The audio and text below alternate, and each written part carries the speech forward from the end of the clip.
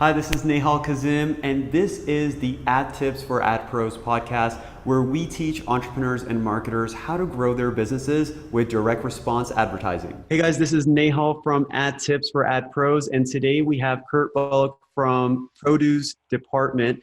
It's funny because we did an initial interview, and if you're in the Ad Tips for Ad Pros Facebook group, you might have seen his case study that he did for a big peaches campaign that he sold on Facebook. Unfortunately, we had some issues releasing that, so that's why we brought Kurt back on, and today we're going to be talking about the Black Friday Playbook. So if you're listening to this, especially when it's launched, you'll see that there's still enough time to get ready for Black Friday, Cyber Monday. And so the reason we're doing this podcast is because Kurt's a really good friend of mine. And instead of just talking about tactics, what we're going to talk about is what is the full approach when it comes to your Black Friday strategy, Cyber Monday strategy, and then what are you going to do leading up to it, and then what happens after that whole promotion, so you actually have a sustainable business and not just a business that's based around a promotion. So thanks for coming out, Kurt. Thanks for having me. Awesome, man. So first of all, if you can explain what is it that you do when it comes to your agency, just to give some context to anyone who doesn't know you. Sure. We just focus on e-commerce stores, and we're actually Shopify specific just because we love the platform, and we offer some development services as well. So we're a marketing agency for e-commerce brands on the Shopify platform. Got it. And the type of campaigns you're running are primarily e-commerce. So when we were initially talking, there's all these different stages of campaigns that when you're running, evergreen campaigns, there's an approach to that. When you're doing launches, there's an approach and a strategy to that. Today, we're going to be talking about Black Friday. What is your approach to leading up to Black Friday, and how do you look at that overall promotion? So I think that maybe a little bit of helpful info is just sort of thinking about what changes during Black Friday, right? As opposed to any other week when we'd be running some campaigns. And one of the biggest things that changes during this time is the cost of traffic. I'm already seeing my cost of traffic going up, and it's just going to get higher. The number of marketers on the platform is exploding, and the number of people, right, the number of eyeballs is not growing at the same rate, at least, right? Sure. So we have come up with a strategy to help us reduce our costs and to get the most bang for our buck during Black Friday, Cyber Monday, and then that lead up to the holidays. And so when Kurt and I were leading up to this podcast and we're talking, one of the things that came up was, how do you actually change your approach to advertising? And this is one of those things that this is not relevant just for this promotion. This will change how you approach advertising for your overall business as you're doing different promotions, product launches, depending on how frequently you're doing those, as well as how you're doing audience building. A lot of businesses aren't able to operate the same way that they used to because traffic has just got higher. So, and more expensive, including CPM, CPCs, all the way down to the CPA. But what we're seeing is that, and this is the same thing Kurt is going to break down for you today, which is how do you build your assets in order to get ready for Black Friday? So if you can talk more about why that's becoming more important, Kurt. Yeah, for sure.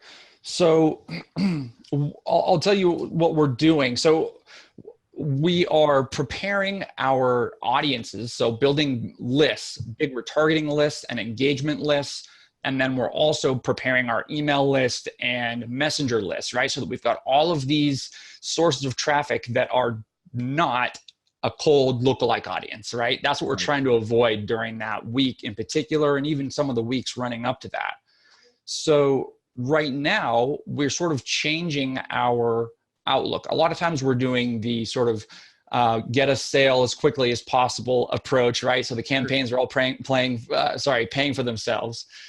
Right now, we're doing a little bit different play. We've still got all of our normal campaigns that are generating sales, but we're allocating more of our budget to audience building. And so, for instance, we're running like PPE ads, engagement ads at the top of our funnel, just to really grow that engagement audience so that when the time comes, we can kind of pull the switch. And I know there's like different assets you're building. I think it's important first to break down like what are the 3 stages of this campaign. that you were talking about when it comes to Black Friday? Good call. So I'm looking at it simplistically as sort of pre-Black Friday. So now until essentially that week of Thanksgiving is where I usually start changing things up. Gotcha. And then the week of Thanksgiving, Black Friday, all the way up to Cyber Monday and Giving Tuesday. And that's when kind of all this, it's game time. And then the sales are over after that. And maybe we have some year-end sales events and that kind of stuff in the lead up to Christmas. So it's pre, during, and post Black Friday as the main event in this case.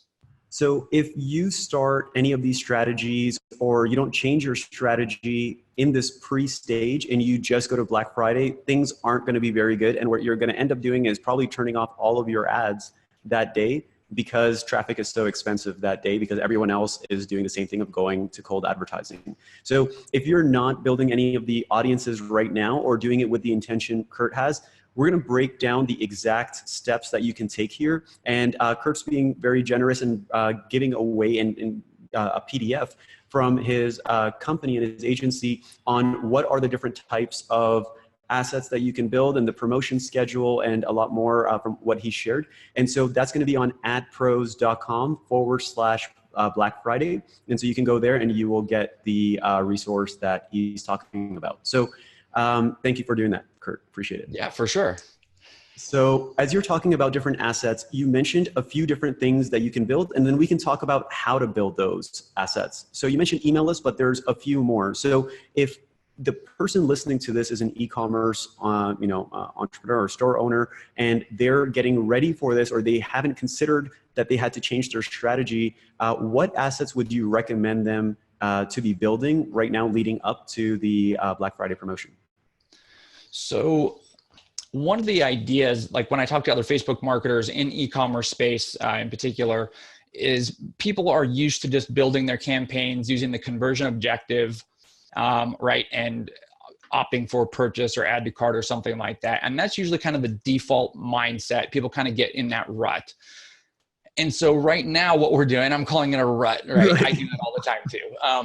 But right now we're sort of broadening our horizons here a little bit. And we're starting to, I'm looking at this phase as, we're using different objectives. So as I mentioned, PPE objective, which I don't run that often. Normally, I'm usually sticking with conversions most of the time.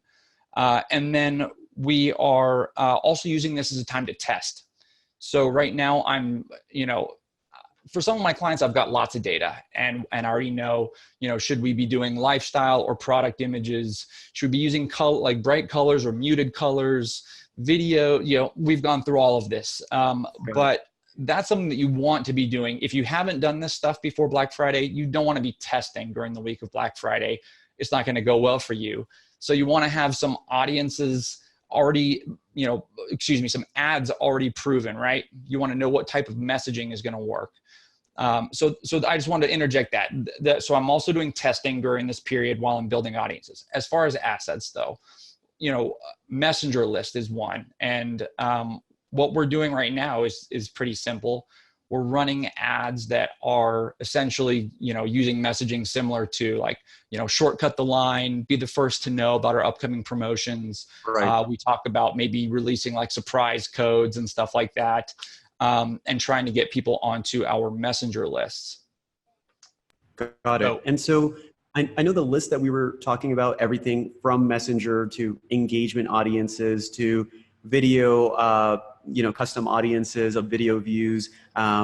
So there's messenger, engaged people on the page, there's video views, and then email list. And so from those, there might be store owners here who are already doing that, but not with the intention of actually building it for Black Friday. So what's the difference in intention? Because I do the same thing. A lot of marketers do the same thing, which is we want a return on our advertising. Why would I be doing traffic campaigns or PPE campaigns specifically, or video views campaigns when I'm trying to make money today, Kurt?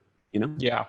No. So that's a great question. It's all about, allocation and having a long view, right? The idea is that we want to capture as much of these sales during Black Friday. This is obviously a really important quarter for e-commerce stores and businesses of all types, but e-commerce in particular. So it's more about having that view of we're going to switch the allocation. Really, right now we're spending as much as half, maybe 60, 70% of our budget on building these audiences. We're generating sales as we do it. So they're paying for themselves and more, but Right. it's just a different focus. And we experimented with this last year. And what I found was that instead of just sort of running dry in Black Friday and feeling like I almost had to take a loss in order to keep running my campaigns, Yeah. we were able to have a really profitable Black Friday as we switched over to these big audiences that we had built up. And they had the added benefit of not being cold. They'd engaged with us, watched some videos, been to our website. This wasn't the first time they were hearing about us. So we're using this time right now, in order to build our video view audiences, we've got video assets. Sometimes they're just slideshows that we're going to be running that talk about our upcoming Black Friday sale. Those are going to go live in a couple of weeks as we get a little bit closer. But so it's just more about taking the long game. And then as we talked about sort of the third phase, it's having the mindset of sort of taking those customers that you've captured and converting them into real customers of your brand, repeat customers, right? And sort of converting them from just the sale event customer to somebody who's actually purchasing from you on a regular basis. Yeah, for sure. So from all of these assets you can build, right? So again, it's messenger list, engage people on your actual page, video views, and your email list. You're potentially collecting buyers. You're definitely collecting buyers leading up to Black Friday. But again, the point isn't to get the highest return on ad spend and highest return on investment in that moment, because what Kurt's really saying here is like, you have to be patient. This is not an immediate, what is my return on ad spend on the same day? This is actually a 30-day buildup from the time I'm hoping that you're listening to this, which is there's a buildup to this point where people are about to make a decision, and they're trained over years and decades in order to make a buying decision in that very day. And so what you're doing here is lining up all of the different pieces and assets in advance that's ideally paying for itself, or you're getting some of your money back in the same period of time. But the goal is, how do you build and create momentum for Black Friday, Cyber Monday, and that whole week of promotion? And so is there anything else people should be thinking about when it comes to the build-up part, which is the pre-Black Friday segment?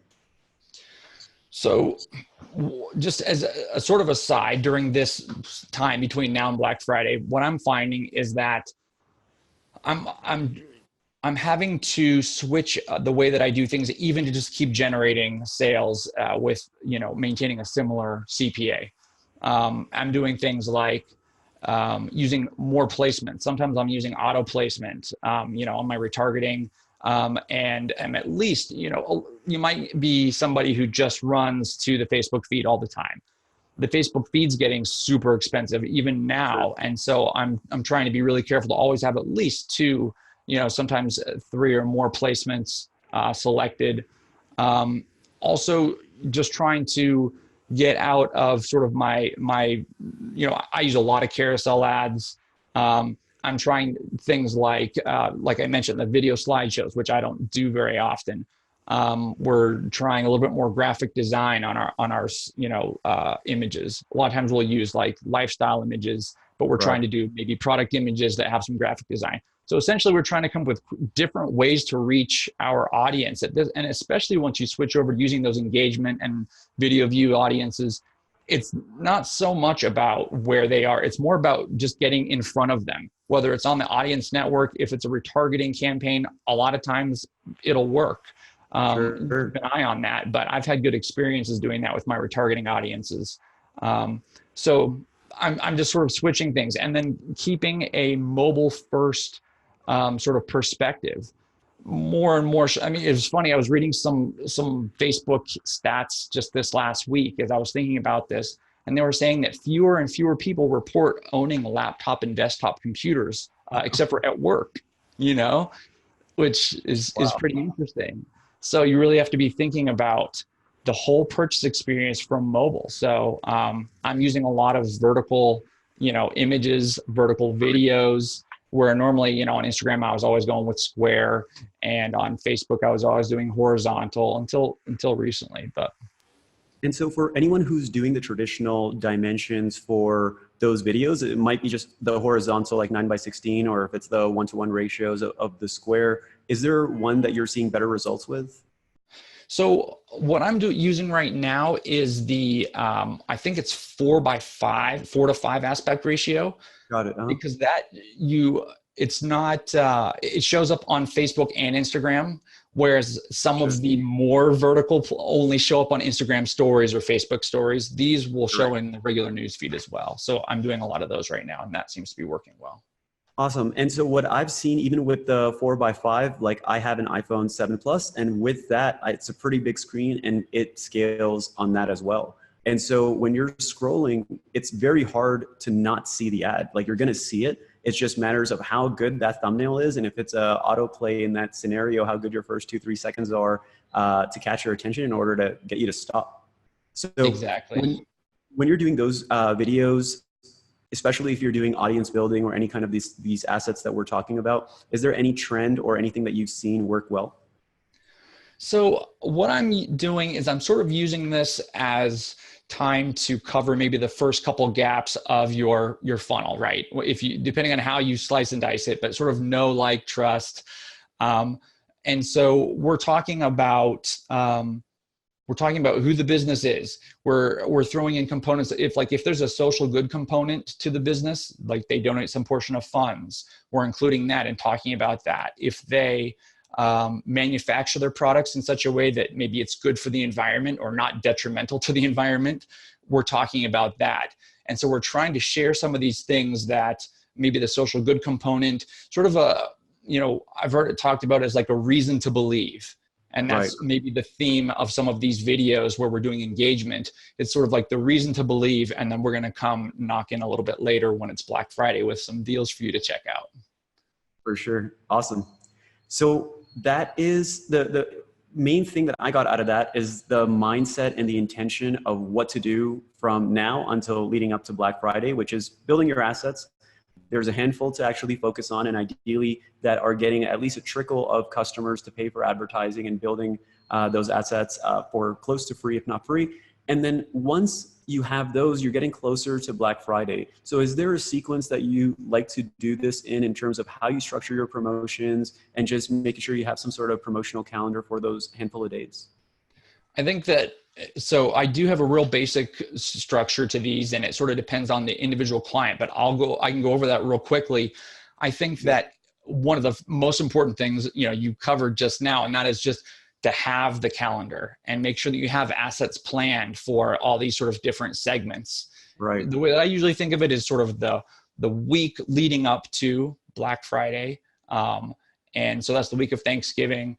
That's the time when oftentimes I'll put like a timer up on the site that has like a countdown to Black Friday. Sometimes we're doing like dedicated landing pages, Black Friday landing pages where, again, people can sign up to get alerts, but it talks about, it just hypes up the deals a little bit. And it's interesting. I was doing a little research again this week, and I'm just looking through my note here. There's Target has a landing page. If you look up Target Black Friday, and they've structured it so that they're doing the same thing, collecting information, but they've got underneath little circles, almost like Instagram stories, that talk to all their different product categories and the different things that are going to be happening. So anyway, I thought that was an interesting idea. I'm not doing that in particular, but I'm seeing more of that sort of thing.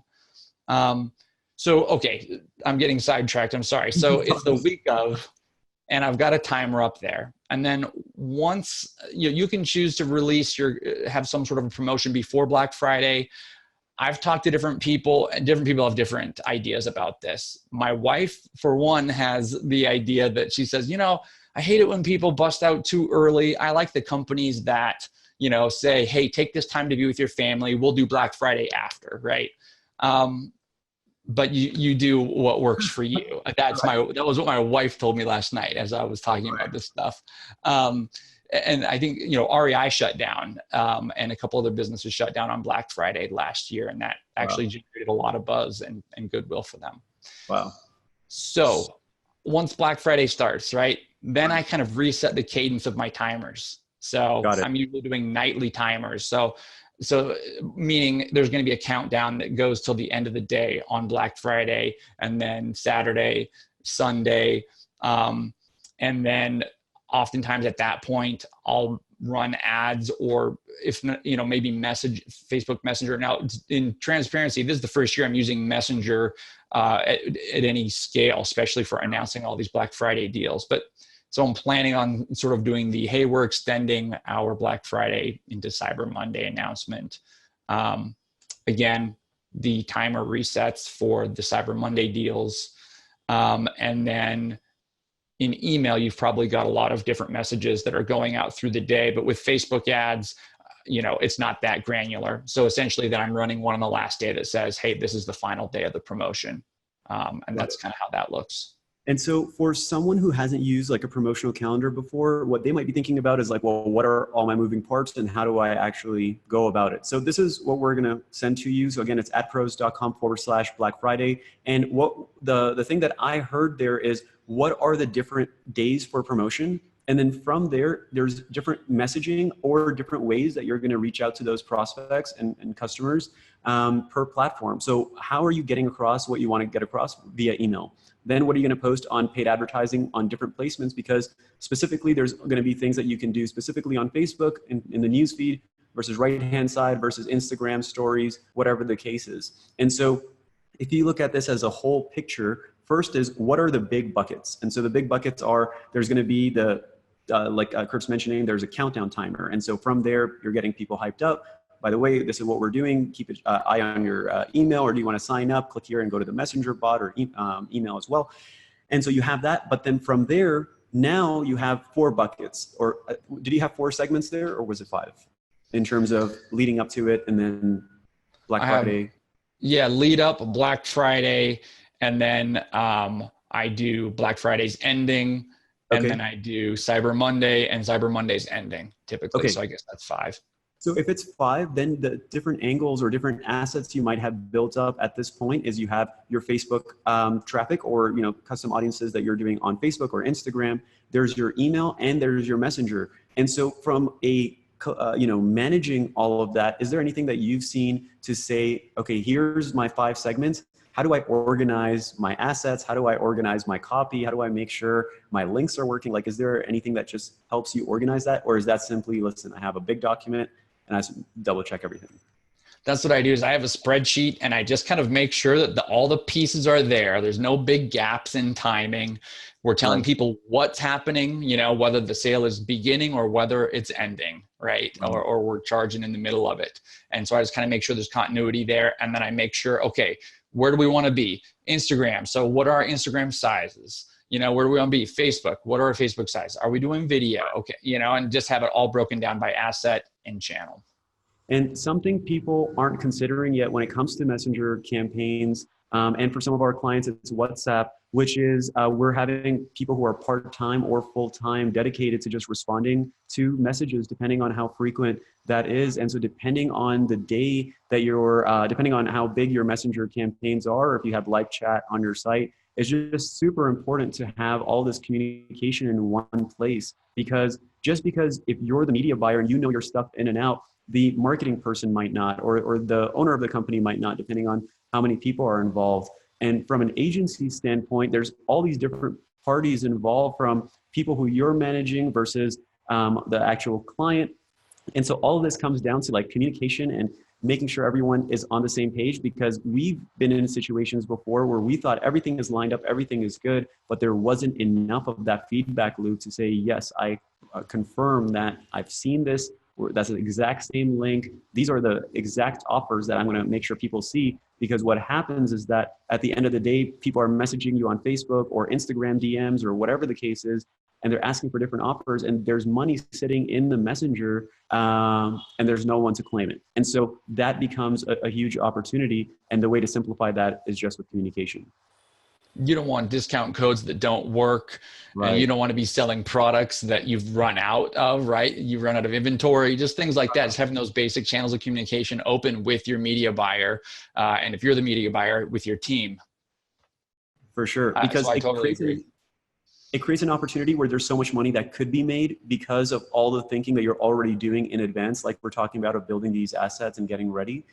And then you did all this build up, and then you're right there and the people are willing to give you money. And it's a completely emotional, irrational decision on, cool, that offer looks good. I know I'm going to have this much money to spend, or if I see offers, I'm just going to go ahead and buy. And they're looking for reasons at that point not to. I sent them the message and they didn't respond. Or their discount code doesn't work, so I guess the offer is done. And so there's a lot of money that can be lost there. So now you have these 5 segments of Black Friday, Cyber Monday, the whole promotion. The dust has settled. What happens after that? Because a lot of people get this like high, usually, assuming the campaigns went well. And then there's a false sense of reality of, I am very financially successful. I have money in my bank. Everything is great. But then there's a down that comes from there potentially, depending on what you do next. And so how do you make sure that you are keeping the momentum that you created as a sustainable thing, finishing off the year, and new challenges come in first quarter of the following year. But just to finish off post Black Friday, Cyber Monday, how do you make sure you keep that momentum? So for one thing, just as long as we're talking about teams, I think having that sort of team debrief is important to talk about what went well and capture learnings for next year, because it's a long time, and stories and what went well and what didn't go well can change a lot in your mind between now and next year. But as far as what we're doing with our campaigns, last year after Black Friday, during the holidays, we continued to rely on our engagement audiences for much of that time. We were running small lookalike cold ads, but mostly we were just, hitting our customer lists that, either purchased hadn't purchased or it had at least been some amount of time, a couple weeks. We were, this year, I'm just to throw this out, this is the top of mind, we're going to be trying more of the DABA ads. I don't know if you've played with those, but they're the dynamic audience, dynamic ads for broad audiences. That's what it is. So they're DPA ads for cold. Got it. I haven't played with them that much, but I've been seeing them coming up in the Facebook groups a lot. Yeah. So we're playing with those as well. I'm going to be running those just to see how they work during the holidays. If they don't work, I'll shut them off real fast, But so during that time, though, really, it's all about activating your customers, I think. And a lot of that, in my mind, typically happens in email, right? Making sure that you get those new customers in there and you're asking them about the products, and you're kind of giving them that experience of the product's on the way. Great. The product's arrived. How was it? And any other messaging they might need to actually start using your products and become a customer, right? One interesting thing that a colleague mentioned recently was that, he keeps in mind when you're buying or when you're looking at your CPA, that oftentimes people are buying for themselves and other people. So you might be getting two customers for the price of one, or 3 customers for the price of one if somebody's buying for a bunch of people. So that was an interesting thing to think about in terms of my CPAs, but it's all about activation. And in terms of messaging, like end of year, a lot of times, we look at sort of the new year, new you messaging about it's the holidays. So family messaging, if it shows your product, if it's outdoor product, showing a bunch of people together outside using your product, that kind of thing. It's sort of the feelies to help that out. But so I usually have one last sale at the end of the year, like a year-end sale. And again, I'm hitting my customer lists and my engagement lists and my visitor retargeting lists as I transition. And this is so important, because what will happen is that from this, you have an expectation of what your return on ad spend is, or what your return on investment is, or how many sales you should be closing. And obviously some of those things are going to slow down. But for one of the campaigns we're doing right now, it's a free plus shipping offer that eventually leads to further education. And they have a variety of offers from $100 to $50,000. And so the quality of that person who's going to buy all of the other follow-up offers, including information, in-person events, and coaching in that specific business model, is directly correlated to how much of the initial product they consume.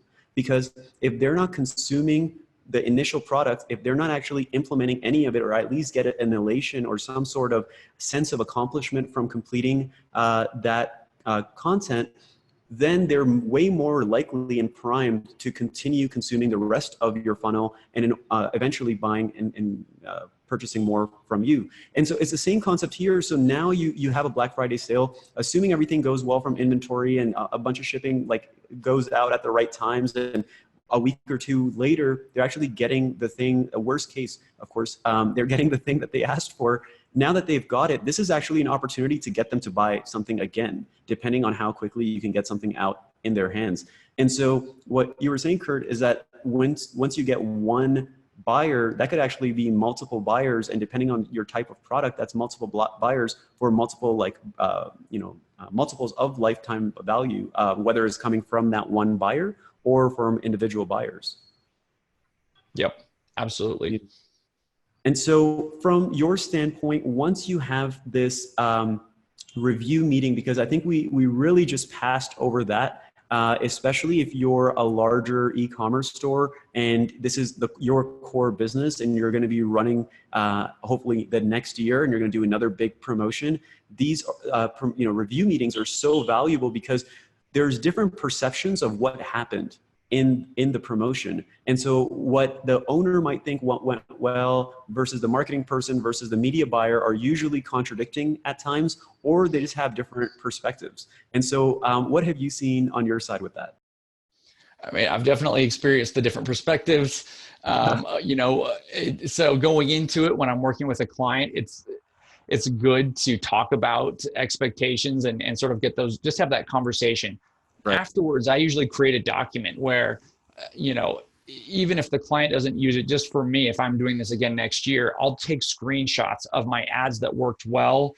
I take screenshots and notes on my audiences. What was the seed audience? If it was a lookalike audience, what was, all the terms. So I do a lot of screenshots and put them in a Google Doc so that I can just kind of document what went down for this season. And that's been really useful for me. I'm opening some of those documents right now that I created from last year and happy that I made them. So that's usually what I do, is just sort of document the whole campaign. And then we do that debriefing just with all the different team members to see what went well and what could have been, maybe improved upon. And is there any way that you structure that debrief in the sense of there's the Black Friday, and then post Black Friday. But then of course, from your metrics and how you're tracking stuff, there might be things of, how much advertising that dollars you spend in channels. There might be, sales numbers. How would you approach that debrief? Just so people have some sort of structure, or maybe we can put something together. Yeah.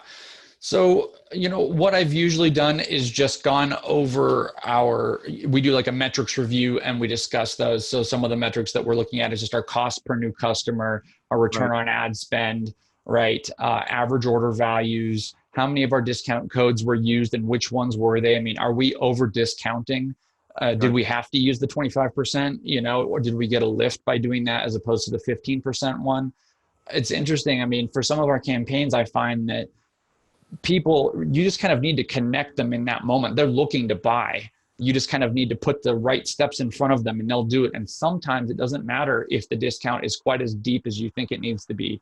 It depends on your industry and the competition. But so we look at those things as well. I'm usually running multiple discount codes and I kind of like to track the stats on the different discount codes to see what they might tell me afterwards. So, but typically we run those meetings. They're usually pretty quick and we've got the owners, kind of the different team leaders in there. And I'll just kind of do a review of the stats and then we go around and talk about and get each person's perspective on what went well. What would you guys, like to remember to do next year again? And what do you guys want to be telling ourselves next year that we should, think about and that we could improve upon? And that usually provides tons of conversation points, just those things there. I can imagine. Awesome. And so for anyone who's looking to make the most of their Black Friday campaign and might be their first Black Friday campaign, there's so many different moving parts. If there was one thing that you want to make sure that they understand, what do you think that one thing is? It's hard to choose, but I mean, I would probably have to say planning, just making sure that you have a plan. You map out sort of that little spreadsheet or whatever works best for your team. So because things change, you're switching from promotion to promotion and resetting timers and all that kind of stuff. And I think that that's going to be one of the most important things, especially if you're a media buyer doing this on behalf of a team. Gotcha. That's probably the least sexiest answer you've given on this podcast so far. No, I'm kidding. I tried. So, the reality is people want to get sizzle and they want to know like this sexy hack of like how to make a bunch of money. But the reality is that you have to do the hard work, and the hard work is doing the actual planning and figuring out what the 5 segments of the promotion are. What are your offers? How are you going to communicate that? How are you going to plan on different platforms that you want to run? What type of retargeting do you want to do? What are your discount codes and how much? Like there's all of these questions that you have to do, and no one else is going to do that for you. And so Kurt's answer really is, suck it up and get your ducks in a row, or you're going to suffer from the consequences. And so if you're listening to this, hopefully you have some time leading up to Black Friday. And again, some of the resources or anything else that we put together will be on adpros.com/Black Friday. So thank you again so much, Kurt. I appreciate you coming on, man. Appreciate it.